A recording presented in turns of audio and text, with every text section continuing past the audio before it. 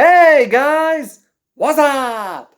Alpha Lion Simba here, and I'm here for a special review.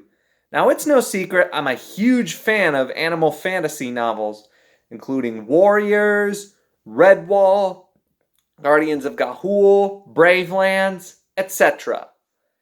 A few have been adapted for TV shows and one for a movie, and many of the novels I've read I think would make for great movies. But anyway, on with my topic, I'm going to review a TV show that was adapted from a great animal fantasy novel, and that is Silverwing, based off the novel by Kenneth Opel.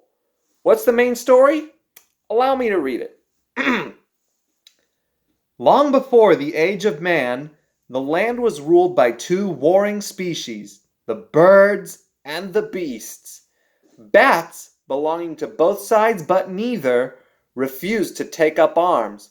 The battle was long and fierce, and at its conclusion, a great treaty was forged. A treaty which banished the bats from the light of day as punishment for their lack of alliance.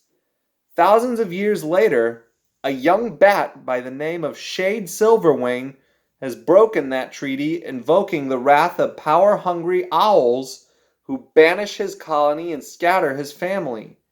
Now, with the help of a few close friends, Shade must discover his true strength to overcome enemies both powerful and cruel to save the Silverwings from extinction.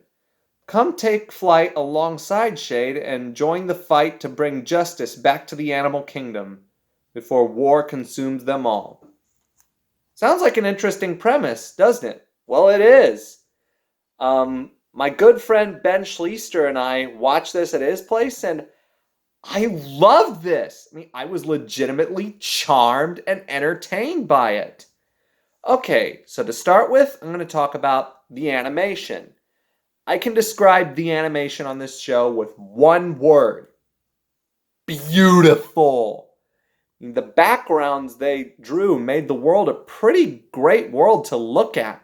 Whether it's a church or a forest or a power station, even a cave, it all looks great. And the character designs were awesome. They're straight out of a comic book. And this show relied a lot on CGI. Granted, it was hand-drawn, but it used CGI in a lot of parts. Like, for example, this guy, Goth, he worships a giant demon bat named Kama Zotz. And when we first see Zotz, he's made from CGI, and he looks great. And I gotta say, it probably would have been pretty difficult to make Zotz through hand-drawn animation. Plus, whenever the bats move as a group, it's made from CGI. These two instances are great examples of using CGI when it's actually necessary, not just because you can. Now, as for the characters, let's start with our main character, Shade. I have to say, Shade is a very likable character. You can really feel a lot of the conflicts he goes through, and I gotta say, a few times I could actually see myself in him. And then there's his friend, Marina.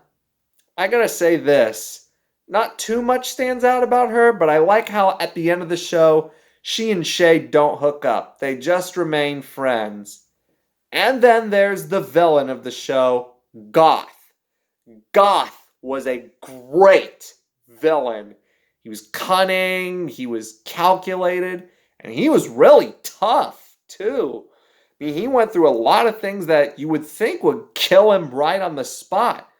But he comes out for vengeance a lot of times. And you're thinking, man, this guy's really tough. Plus, we get a great performance from Michael Dobson. Literally, you just listen to Goth talk, and you can tell Michael Dobson was having a lot of fun with the role. And now, we talk about the script.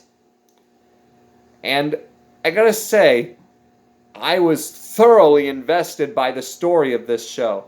Now, the first half of the show is actually a very good adaptation of the book. Even though the second half strays pretty far from the book, it's still engaging because throughout the show, I legit did not know where it was going. And I like movies and shows that can do that. I like movies and shows that can keep me guessing as to what's going to happen next, which is exactly what this show did. Now, if I did have to pick one problem with the show, it would be General Brutus, the leader of the Owls. I mean, he was okay as a character. He had a good design. Richard Newman gave a good performance as the character. And he served as a pretty effective bad guy for the first few episodes. But as the series progressed, he became the stereotypical stubborn ruler who wouldn't listen to reason sort of thing. But honestly, that's just a nitpick. I literally can't think of anything else wrong with this show. So overall, I give Silverwing a 9 out of 10. Silverwing is a great show for kids and adults of any age.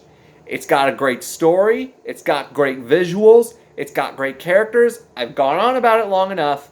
Watch it if you haven't already. Well, that was my review on Silverwing. Thanks for watching. Hope you liked it. If you liked the video, give it a thumbs up. Leave requests for future videos, whether it be animal videos or reviews, in the comments below. Don't forget to subscribe if you haven't already. AlphaLionSimba, out.